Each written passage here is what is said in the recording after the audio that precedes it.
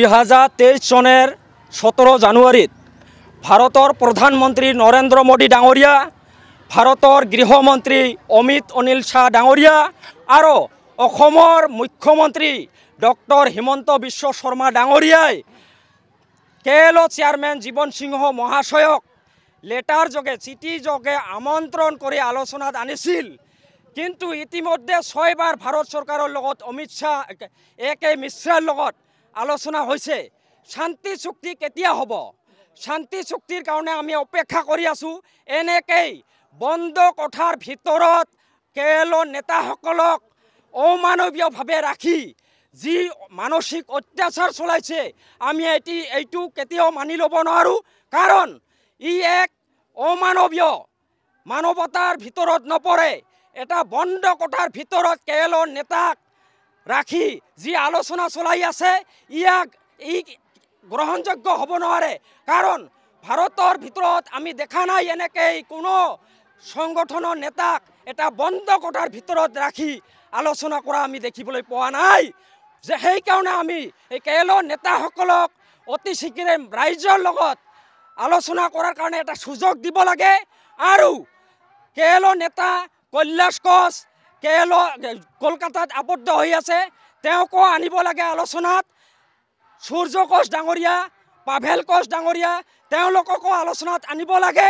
আৰু 2026 চনৰ বিধানসভা নিৰ্বাচনৰ আগত যদি কেএলঅৰ লগত শান্তি চুক্তি নহয়, কমতাপুৰ ৰাজ্য গঠন নহয়, তেতিয়াহ'লে ভাৰত চৰকাৰে দেখিবলৈ পাব আসাম, বেংগল, বিহাৰত ইতিমধ্যে গ্ৰেটাৰ কোচবিহাৰবাসী ৰাইজ, কমতাপুৰবাসী ৰাইজ, ৰাজবংশী ৰাইজৰ মাজত খবৰ বিস্ফোৰণ ঘটিব।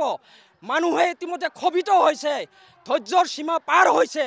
NDFBৰ লগত যেনেকৈ আলোচনা কৰিছে, BLTৰ লগত যেনেকৈ আলোচনা কৰিছে, ঠিক একেধৰণৰ মৰ্যাদা সহকাৰে কেএলঅৰ লগত আলোচনা কৰি কমতাপুৰ ৰাজ্য জনজাতিকৰণৰ মৰ্যাদা আমাক ঘূৰাই দিব লাগে।